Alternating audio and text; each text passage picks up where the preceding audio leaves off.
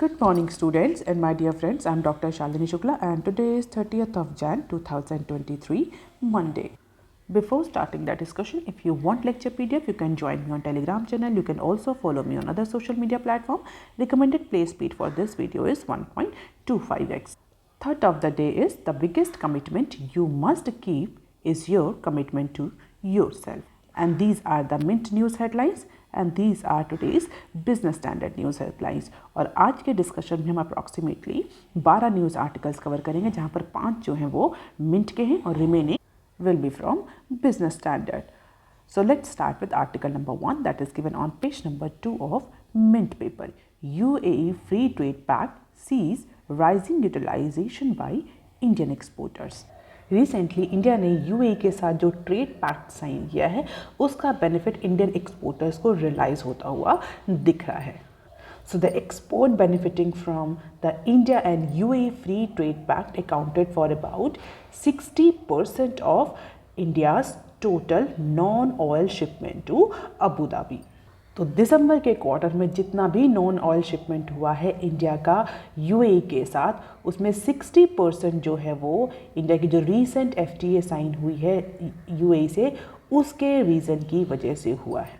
और यही contribution approximately जुलाई और सितंबर मंथ में 22% था. तो 22% से इंक्रीज होकर के 60% हो गया है export benefit that has been arisen from UAE trade pact, जो कहीं ना कहीं इंडिकेट कर रहा है कि जो यूएई और इंडिया के बीच में ट्रेड पैक्ट साइन हुआ है उसका यूटिलाइजेशन स्टार्ट हो गया है.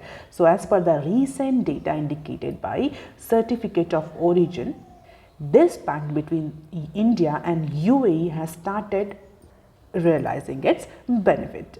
So the country of origin which are actually mandatory to claim the duty concession, उसके डेटा को देखते हुए कहा जा सकता है कि जो पैक्ट है उसका एक्चुअल एक्सपोर्ट पर इम्पैक्ट पड़ना शुरू हो चुका है. कंट्री ऑफ ओरिजिन एक बहुत स्ट्रॉन्ग इंडिकेटर है किसी भी पैक्ट के यूटिलाइजेशन को आइडेंटिफाई करने के लिए. जो दो कंट्रीज़ के बीच में जो फ्री ट्रेड एक्ट हुआ है, whether that pact is actually benefiting the exporters और नॉट. तो अगर हम इंडिया के आउटबाउंड शिपमेंट की बात करें, आउटबाउंड शिपमेंट मीन्स जो कि इंडिया से बाहर गया है, तो under the cepa that is comprehensive economic partnership agreement, if you talk about the India's outbound shipment, वो दिसंबर के मंथ में अप्रॉक्सीमेटली $5 बिलियन तक एक्सीड हो गया है. तो जो इंडिया यूएई का ट्रेड पैक्ट जो 1 मई से एक्चुअली इफेक्ट में आया है, इम्प्लीमेंटेशन में आया है, उसकी वजह से दिसंबर क्वार्टर में हमें अप्रॉक्सीमेटली $5 बिलियन का आउटबाउंड शिपमेंट देखने को मिल रहा है. और अगर हम ओवरऑल ड्यूटी कंसेशन की बात करें तो overall duty concession approximately $254 million तक इंक्रीज हो चुका है as per the government data. तो जो ड्यूटी कंसेशन इस पर्टिकुलर कॉम्प्रिहेंसिव इकोनॉमिक पार्टनरशिप में ऑफर किया गया था उसकी वजह से टोटल ड्यूटी कंसेशन जो है वो अप्रॉक्सीमेटली $254 मिलियन तक पहुँच गया है. अब क्वेश्चन ये होता है यहाँ पर हम सिर्फ नॉन ऑयल जो शिपमेंट्स हैं, जो नॉन ऑयल एक्सपोर्ट है उनकी ही बात क्यों कर रहे हैं. तो बेसिकली अगर हम देखें तो जो एफटीए साइन हुआ है, जो कॉम्प्रिहेंसिव इकोनॉमिक पार्टनरशिप साइन हुई है दोनों ही कंट्रीज़ के बीच में, oil is not the part of this particular deal and that is Y data is being provided only for non oil commodities. तो कौन कौन से सेक्टर का डेटा इसमें है? Basic textile, James and jewellery, electric machinery, automobiles, basically ये सारे export या शिपमेंट आते हैं नॉन ऑयल डेटा में. और यही सारे जो सेक्टर्स हैं ये ज़ीरो ड्यूटी एक्सेस का बेनिफिट मिला हुआ है इनको under this particular deal. So this is the graph about the trading advantage that is the utilization of CEPA between India and UAE and data compiled from non-oil export. You can just see the increase in the export from India to UAE because of this comprehensive economic partnership agreement. अब देख लेते हैं article number 2 that is given on page number 2 of Mint paper. LNG pipeline connectivity with Myanmar Bangladesh on cards. तो China की dominance को region में कम करने के लिए, एनर्जी सिक्योरिटी को इंश्योर करने के लिए, एनर्जी सिक्योरिटी को स्ट्रेंथन करने के लिए इंडिया जो है वो LNG पाइपलाइन कनेक्टिविटी प्लान कर रहा है। किसके साथ? म्यांमार और बांग्लादेश के साथ। तो basically international LNG pipeline connectivity India plan कर रहा है just to reduce the dominance of China in the particular region. हालांकि ऐसा पहली बार नहीं कि इंडिया ने ऐसा कोई प्लान एग्जीक्यूट किया या प्लान इनिशिएट किया है। अगर हम इस प्लान के बारे में जाएं, जो ये connectivity pipeline connectivity plan India propose कर रहा है, ये आज से ही इसका प्रपोजल नहीं, इसका प्रपोजल अप्रॉक्सीमेटली 2005 और 6 से चला आ रहा है इन तीनों ही कंट्रीज़ के बीच में। और बीच में ये डिस्कशन जो था ये थोड़ा सा स्कैटर्ड हो गया था, थोड़ा सा रुक गया था, हॉल्ट हो गया था। क्यों?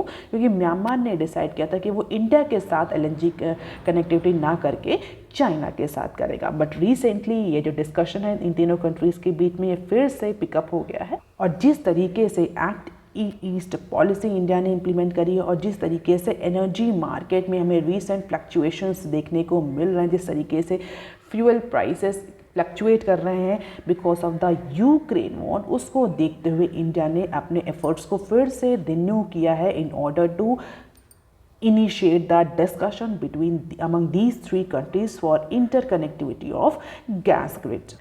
तो दोनों ही कंट्रीज़ के पास एक लार्ज गैस रिजर्वॉयर्स हैं और दोनों ही कंट्रीज़ जो हैं वो अपने प्रोडक्ट को बेचना चाहते हैं। That is why India want to materialise this time for insuring the energy security. अब देख लेते हैं article number 3 that is also given on page number 2 of main paper. Government may let DBUs sell more product. तो digitalisation drive को और ज़्यादा strengthen करने के लिए और ज़्यादा बूस्ट करने के लिए गवर्नमेंट जो है वो DBUs का जो मैंडेट है उसको एक्सटेंड करने जा रही है। What is DBU? That is digital banking units. अब बहुत सारे स्टूडेंट जानते होंगे DBUs के बारे में और ऐसा नहीं कि हम पहली बार इस पर्टिकुलर टर्म का यूज़ कर रहे हैं अपने चैनल में। अगर आप रेगुलर व्यूअर हैं तो आपको पता होगा DBUs के बारे में हमने बहुत ज़्यादा डिस्कशन किया है लास्ट ईयर जब गवर्नमेंट ने अपने बजट में ये DBUs का अनाउंसमेंट किया था। We have discuss lot about this DBUs। हालांकि आज की न्यूज़ इनके एस्टैब्लिशमेंट के बारे में नहीं, बेसिकली इनका जो फंक्शन है, इनका जो मैंडेट है उसको एक्सपेंड करने का गवर्नमेंट प्लान कर रही है, उसी के बारे में ये न्यूज़ है। तो की न्यूज़ क्या है? की पॉइंट ये है यहाँ पर, ये जो सेंट्रल गवर्नमेंट है वो DBUs के फंक्शंस को, उनकी प्रोडक्ट लाइन को और ज़्यादा ब्रॉडन करने जा रही है। It means now DBUs will be able to provide a larger financial और broader financial products including the insurance policies and other financial inclusion product as well as the schemes. तो आप इंश्योरेंस और के insurance product और other financial products भी DBUs provide कर सकेंगे जब गवर्नमेंट इनका जो मैंडेट है वो एक्सटेंड कर देगी। तो अकॉर्डिंग टू द 2 ऑफिशियल्स ये जो मैंडेट है ये पहले जो फर्स्ट 75 DBUs थे उनके लिए इम्प्लीमेंट किया जाएगा all across the country wise. कोई मतलब रीजन वाइज कोई रिस्ट्रिक्शन नहीं होंगे, लेकिन जो इनिशियल 75 DBUs गवर्नमेंट ने अनाउंस किए थे और इस्टेब्लिश किए थे पहले, सबसे पहले उनके लिए ये मैंडेट किया जाएगा। और ये सेमी अर्बन और रूरल एरियाज़ में बेसिकली ये DBUs इस्टेब्लिश होते हैं। तो डेफिनेटली गवर्नमेंट को फाइनेंशियल इंक्लूजन के ऑब्जेक्टिव्स अचीव करने में भी हेल्प मिलेगी। और इन 75 DBUs के बाद अगर कोई नया DBU that is digital banking unit अगर इस्टेब्लिश होता है तो उसमें वो mandate, extended mandate already applicable होगा।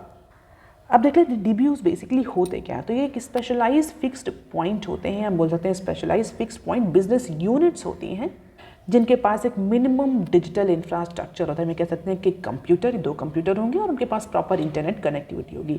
क्या करती हैं ये DBUs? अगर हम नाम से देखें तो क्या लगता है? Digital banking unit. So basically इनका काम होता है कि जो डिजिटल बैंकिंग प्रोडक्ट्स हैं, सर्विसेज हैं, जो एग्जिस्टिंग फाइनेंशियल प्रोडक्ट्स हैं, सर्विसेज हैं, उनको डिजिटली प्रोवाइड करना रूरल और सेमी अर्बन एरियाज़ में। तो both digitally in both self services as well as in assisted mode. तो इसका मतलब ये सेल्फ असिस्टेड भी इन सर्विसेज ले सकता है इंडिविजुअल इन DBUs में जाकर के, और अगर उन्हें किसी तरह का असिस्टेंस चाहिए तो वो भी ये DBUs प्रोवाइड करती हैं। तो बेसिकली डिजिटलाइजेशन के लिए, फाइनेंशियल इंक्लूजन के लिए गवर्नमेंट ने ये DBUs लाए थे, डिजिटल बैंकिंग यूनिट्स, जो सेमी अर्बन और रूरल एरियाज में इस्टेब्लिश किए गए हैं just to offer the digital banking products, digital financial products and services, जिससे कि हर इंडिविजुअल हाउस होल्ड के पास उसके डोर स्टेप पर फाइनेंशियल, इंश्योरेंस और बैंकिंग सर्विसेज अवेलेबल हो और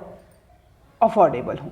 एंड दिस प्रैक्टिस और this measure was taken just to improve the digitalization as well as the financial inclusion. तो ये बेसिकली कॉस्ट इफेक्टिव और कन्वीनियंट एक्सेस प्रोवाइड करता है फाइनेंशियल और बैंकिंग प्रोडक्ट और सर्विसेज का टू द एंड यूजर। तो paperless, efficient, secure, connected environment, all these are the benefits of these DBUs. As of now अभी तक के लिए जो ये बैंकिंग यूनिट्स हैं, डिजिटल बैंकिंग यूनिट्स हैं, ये बेसिक बैंकिंग सर्विसेज ही ऑफर करती हैं। हालांकि लोन और डिपॉजिट्स दोनों ही साइड में ही ऑपरेट करती हैं, लेकिन अगर ये रोल एक्सटेंड किया जाता है, ये मैंडेट इनका एक्सटेंड किया जाता है, तो definitely these particular DBUs will be able to offer the more structured and custom products to the end user, जहाँ पर हाइब्रिड और हाई क्वालिटी इंटरैक्टिव सर्विसेज भी प्रोवाइड करी जाएंगी। और गवर्नमेंट का ये मानना है कि इस पर्टिकुलर मैंडेट के एक्सटेंशन के बाद या एक्सपेंशन के बाद इंडिया में डिजिटल इंफ्रास्ट्रक्चर बूस्ट होगा, फाइनेंशियल इंक्लूजन इम्प्रूव होगा, बैंकिंग और जो फाइनेंशियल सेक्टर है उसको भी हेल्प मिलेगी अपने बिजनेस को डाइवर्सिफाई करने के लिए, बिजनेस को और ज़्यादा एक्सपेंड करने के लिए। तो इन्हीं सारे रीज़न की वजह से नाउ गवर्नमेंट इज डिसाइडिंग और proposing the extension of DBUs in terms of product and services offering as well as in terms of geography. अब देख लेते हैं some short news clips from Mint. Cotton future trading on MCX to restart soon.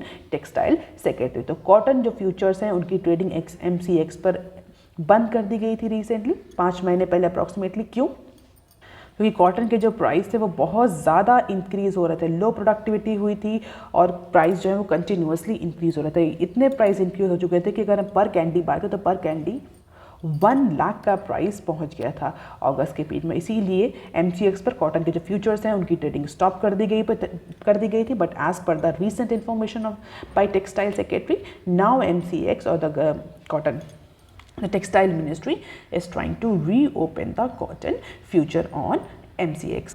What is this MCX? आप मुझे comment section में लिख करके बता सकते हैं। अब देख लेते हैं next clip. Electronic manufacturing to cross ₹1.28 trillion in next fiscal year. तो इंडिया में जो इलेक्ट्रॉनिक मैन्युफैक्चरिंग है वो अप्रॉक्सीमेटली 1.28 ट्रिलियन तक पहुंच जाएगी नेक्स्ट फिजिकल ईयर में, as per the Minister of State for Electronics and IT Mr. Rajeev Chandrasekhar. अच्छा, अब उन्होंने अगर ये स्पेकुलेशन किया है या फोरकास्टिंग जो किसी बेसिस पर करी होगी, तो as per the minister government is now going to broaden and widen the electronic manufacturing ecosystem. India में पैंडेमिक के टाइम से PLI इंट्रोड्यूस करके इलेक्ट्रॉनिक मैन्युफैक्चरिंग को इम्प्रूव करने की कोशिश करी गई थी, मोर स्पेसिफिकली मोबाइल मैन्युफैक्चरिंग की। और अभी की न्यूज़ के अकॉर्डिंग गवर्नमेंट जो है वो और ज़्यादा फेवरेबल मैन्युफैक्चरिंग इकोसिस्टम लाने वाली है और नई production linked incentive schemes offer करेगी government for wearables, for IT hardwares and for component makers. और इस पर्टिकुलर स्कीम के बाद इंडिया में जो इलेक्ट्रॉनिक मैन्युफैक्चरिंग है 1.28 ट्रिलियन तक इंक्रीज हो जाएगी एज पर मिस्टर मिनिस्टर। अब देख लेते हैं बिजनेस स्टैंडर्ड के article number 4 that is given on page number 1 of business standard. 18 road projects headed for fast lane in financial year 24।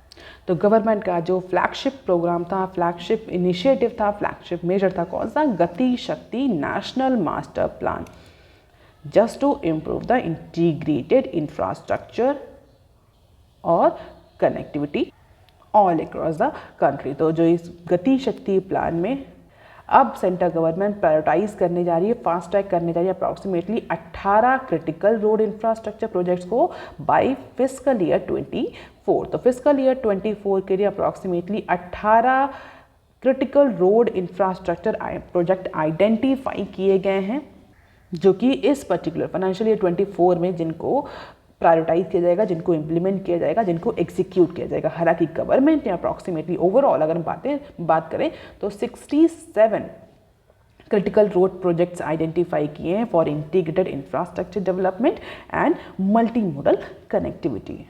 और इससे क्या होगा? लॉजिस्टिक एफिशिएंसी इंप्रूव होगी, ease of doing business improve होगा, ट्रांसपोर्टेशन इंप्रूव होगा, labour movement improve होगा, connectivity improve होगी। तो फिलहाल के लिए 2024 के लिए 18 रोड प्रोजेक्ट आइडेंटिफाई किए गए हैं और ये जो रोड प्रोजेक्ट्स हैं ये डिफरेंट मिनिस्ट्रीज़ ने प्रपोज किए थे, जैसे कि steel, chemical, fertilizer, port, shipping and waterways. और इसके लिए एक इंटर मिनिस्ट्रियल पैनल भी सेटअप किया गया है। अंडर गति शक्ति इनिशिएटिव, जिसको लेकर के डिस्कशन भी चल रहा है। ग्रुप ऑफ इंफ्रास्ट्रक्चर कमेटी भी सेटअप करी गई है just to discuss the connectivity और the integration between the ministries. अच्छा, इन 67 प्रोजेक्ट में एक जो है वो ऑलरेडी कंप्लीट हो चुका है, 4 प्रोजेक्ट जो हैं वो इम्प्लीमेंटेशन के फेज़ में आ चुके हैं, रिमेनिंग 62 प्रोजेक्ट जो हैं वो अंडर डेवलपमेंट हैं, जिसमें से 18 जो हैं वो फाइनेंशियल ईयर 24 के लिए प्रायोरिटाइज किए गए हैं। सो this is the overall plan for upcoming fiscal year. 2023 में 3, 2024 में 18 और रिमेनिंग 2025 में। अब देख लेते हैं article number 5 that is given on page number 8 of business standard. Drug firms makes $114 billion bye gaming US patent system. तो बेसिकली ये एक केस स्टडी है जहाँ पर ये बताया गया कि किस तरीके से यूएस के पेटेंट सिस्टम को एक्सप्लॉइट करके जो ड्रग मेकिंग कंपनीज हैं, ड्रग मैन्युफैक्चरिंग फर्म्स हैं, उन्होंने अप्रॉक्सीमेटली $114 बिलियन का प्रॉफिट अर्न किया। तो यहाँ पर कई सारी ड्रग्स के बारे में बताया गया है, उनके मैन्युफैक्चरर्स के बारे में बताया गया कि किस तरीके से उन्होंने गेम प्लान किया यूएस पेटेंट सिस्टम को एक्सप्लॉइट करते हुए, उसके लूप होल्स को एक्सप्लॉइट करते हुए। जैसे कि अगर हम बात करें 2016 की, 2016 में एक बहुत इंपॉर्टेंट ड्रग्स थी हुमिरा नाम से। तो 2016 में बेसिकली ये ड्रग थी, बहुत ज़्यादा वैल्यूएबल नहीं थी।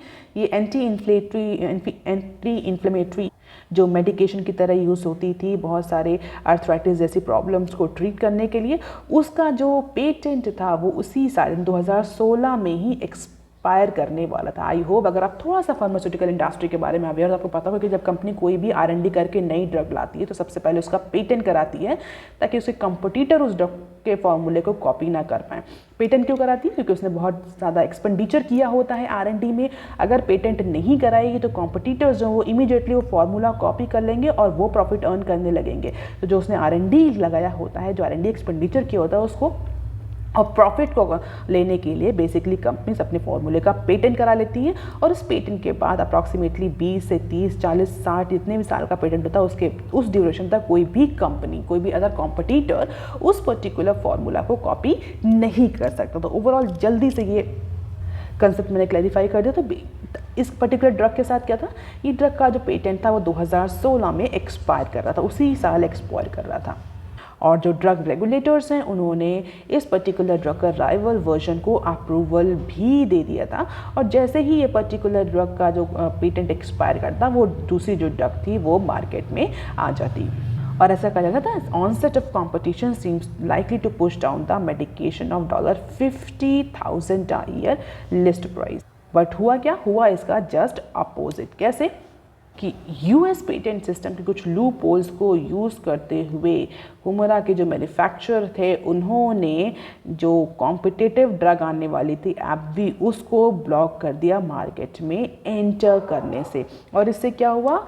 इससे जो इस पर्टिकुलर ड्रग थी, जो आर्थराइटिस की ड्रग थी, इसके जो प्राइस थे वो सडनली शूट अप हो गए। तो नेक्स्ट 6 ईयर के लिए इस पर्टिकुलर ड्रग को बैन कर दिया, इस पर्टिकुलर ड्रग को मार्केट में एंटर करने से मना करवा दिया by using this US patent system. तो आगे 6 सालों के लिए, जब उसका पेटेंट एक्सपायर उसी साल होता, तो 6 सालों के लिए एक तरह से उसने फिर से मार्केट को रिजर्व कर लिया by this legal exploitation of US patent system. और इस समय अगर हम इस ड्रग की बात करें ह्यूमना की, तो this is one of the lucrative franchise in the pharmaceutical industry.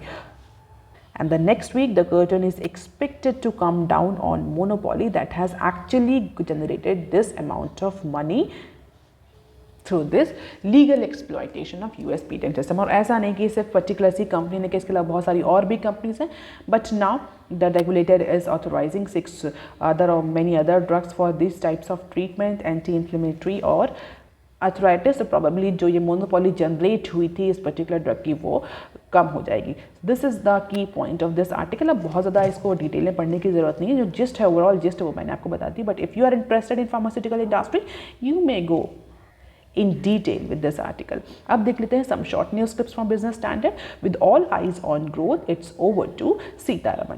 तो अगर डोमेस्टिक इकोनॉमिक स्लोडाउन की बात करें, 2 years कोविड-19 की बात करें, इसके बाद रशिया यूक्रेन वॉर की बात करें, तो कंटिन्यूसली पास्ट 4 ईयर से जो हमारी फाइनेंस मिनिस्टर हैं उनके लिए चैलेंजिंग बजट रहा है, और इस बार भी जो बजट है वो उनके लिए चैलेंजिंग ही है because of this Russia Ukraine crisis and the global recessionary wind. तो इसका 5वां बजट जो है हमारी मिनिस्टर का वो प्रेजेंट होने वाला है वेडनेसडे को।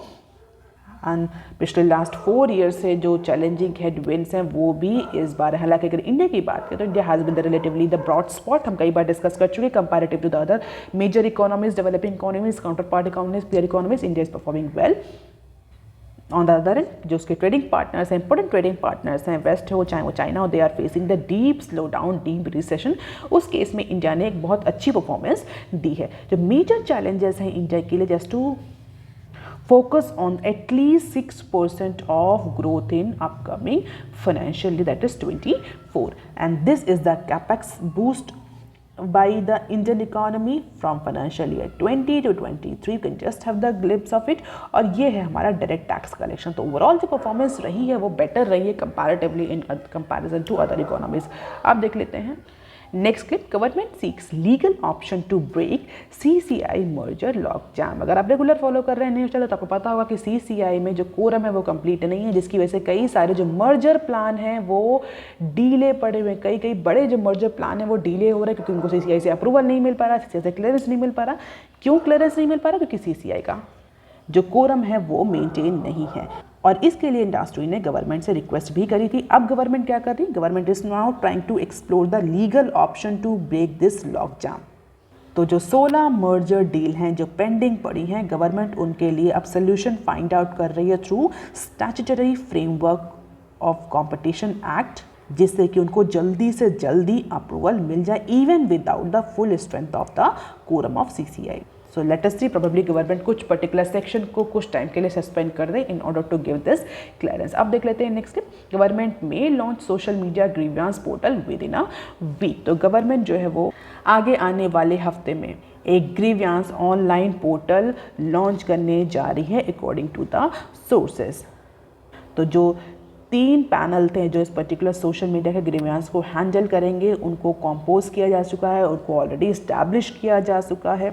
तो 3 ग्रीवियंस अपलेट कमिटीज़, जिनको GACs के नाम से हम जानेंगे, ग्रीवियंस अपलेट कमिटीज़, उनको इस्टेब्लिश किया जा चुका है थ्रू दिस IT रूल 2021। और ऐसा कहा जा रहा है कि 1 मार्च से जो कमिटीज़ हैं ये फुली ऑपरेशनल हो जाएंगी। बस थोड़ा सा टेक्निकल अरेंजमेंट्स के लिए, टेक्निकल डील्स के लिए थोड़ा सा टाइम चाहिए, जिससे कि इंटरमीडियरीज के साथ अपना टेक्निकल अरेंजमेंट हो सके इस पर्टिकुलर पोर्टल के। And this committee definitely will work on the virtual platform.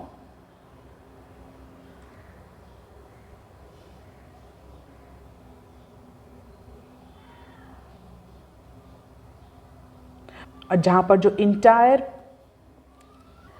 Process होगी अपील से लेकर के डिसीजन मेकिंग तक की, वो पूरी की पूरी डिजिटल होगी, और विद इन 30 डेज कमिटीज़ को अपना डिसीजन देना होगा अगेंस्ट एनी ग्रीवियंस रजिस्ट्रेशन। तो लेट अस सी किस तरह से ये पर्टिकुलर कमिटीज़ ऑपरेट करती हैं। And this is one of the infographics कि क्या चैलेंजेस हैं अपकमिंग बजट के लिए और क्या क्या अपॉर्चुनिटीज़ है। तो ऑयल एंड गैस सेक्टर को लेकर के करंट स्नैपशॉट दिया गया कि किस तरीके से ऑयल एंड गैस सेक्टर में कंजप्शन हो रहा है, what is the production amount and what are the challenges, policy stability, GST, ability of E&P, emergence of renewable fuel, investment to supply PNG and LPG. All these are the key challenges that government needed to be addressed for this particular oil and gas, and these are the industry points or industry voice, जहाँ पर major जो support है वो MSMEs के लिए मांगा गया है। कंज्यूमर डिमांड को एग्रीगेट करने के डिफरेंट टाइप्स के लिए भी इंडस्ट्री का ओपिनियन है। इसके अलावा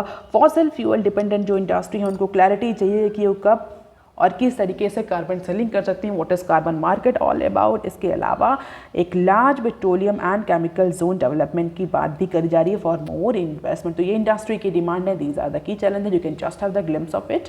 अब देख लेते हैं next. India should have permanent seat in security council says UNGA chief.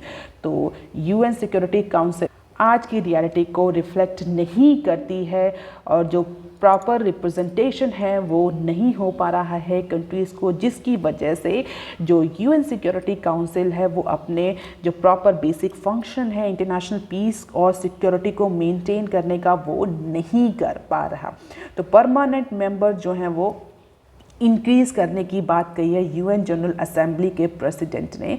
उनका ये कहना है कि जो यूएन सिक्योरिटी काउंसिल है वो अपने बेसिक फंक्शंस नहीं परफॉर्म कर पा रहे हैं। That is why there is a need to add on more member into the permanent seat and they have welcome the India's entrance into this UN security council. तो अब time आ चुका है कि जो यूएन सिक्योरिटी काउंसिल इसका composition जो है वो सेकेंड वर्ल्ड वॉर के आउटकम को रिफ्लेक्ट करें, and that is why they have reiterated the position of India's on permanent seat.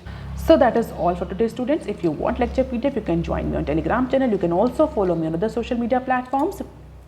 Please like, share and subscribe. Thank you. Have a nice day.